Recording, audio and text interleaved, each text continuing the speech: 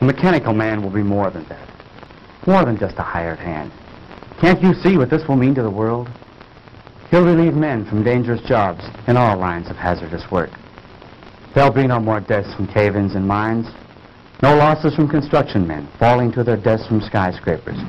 He'll take his place in these and many other positions where men lose their lives daily. Why, carefully directed, he'll be the greatest insurance to world peace that has yet been thought of. No. I haven't invented this man to be used as a handyman around the house. Of course, I didn't mean that. No, Madge. The mechanical man will be the answer to our future national security. I'll build thousands of them.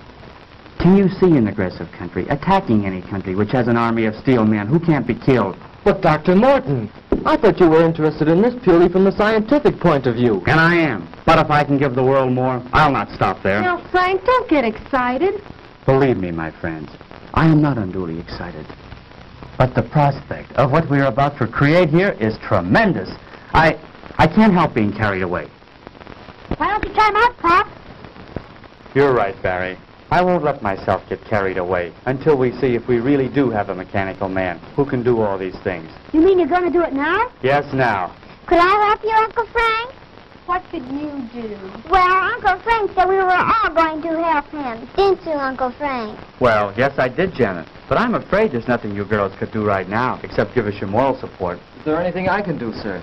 Yes, James. Would you connect that line for me? The one over there on the other side of the bench. Right. And, John, if you hold this left arm in place, we'll make that final adjustment we were about to make before Mrs. Morton come in. Higher. Certainly, sir. Can I help too, Pop? No, I'm afraid not, son. You stand over there with Mary and Janet. There'll be plenty you can all do later on. Oh, gee, I don't ever get to do nothing. You come over here by me, dear, and stay out of your father's way. Oh, gee. I think we've got it. That should do it, Dr. Morton. Well, I guess that just about gets it, sir. Good, good. Now we'll see if all our work has been in vain. Here, give me a hand. Oh, Betty, we didn't see you come in, my dear.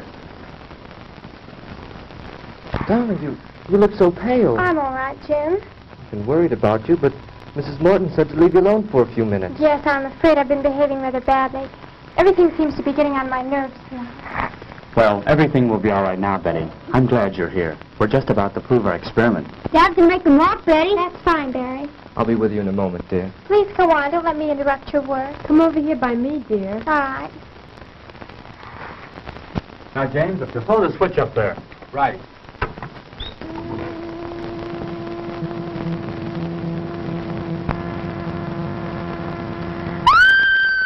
Quick, James, the switch.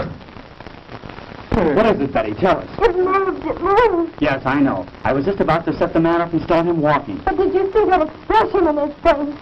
No. No, I don't know what you're talking about. There's no expression in his face, Betty. He's just a mechanical man. But he looked at me. I swear he was staring at me. There now, dear. You're all upset again. Come with me. Oh, I'm sorry, but I... Better take her upstairs, Madge. Give her a sedative. I will, Frank. Come with me, dear. All right. Shall I come along? No, James. I think it's better if we go alone. Dr. Morton, do you think that... No, she'll be all right, James. Now, let's get back to where we were.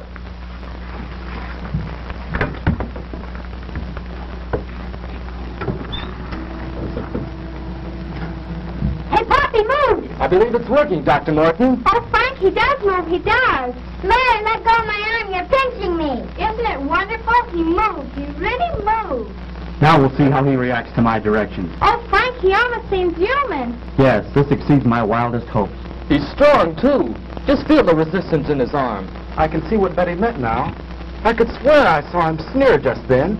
That's nonsense. This is a man of steel, John. He has no mind, no willpower of his own. You're all overwrought. As you know, he's controlled by voice impulse. Take one step forward.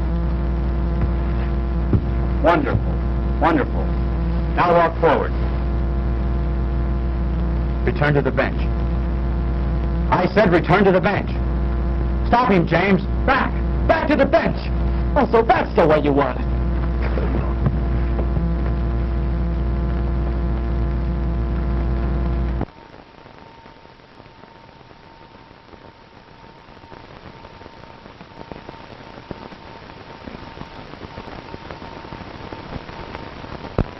How is he? Just seems to have had the wind knocked out of him. What was that? It sounded like Betty. You take care of James. I'll go see.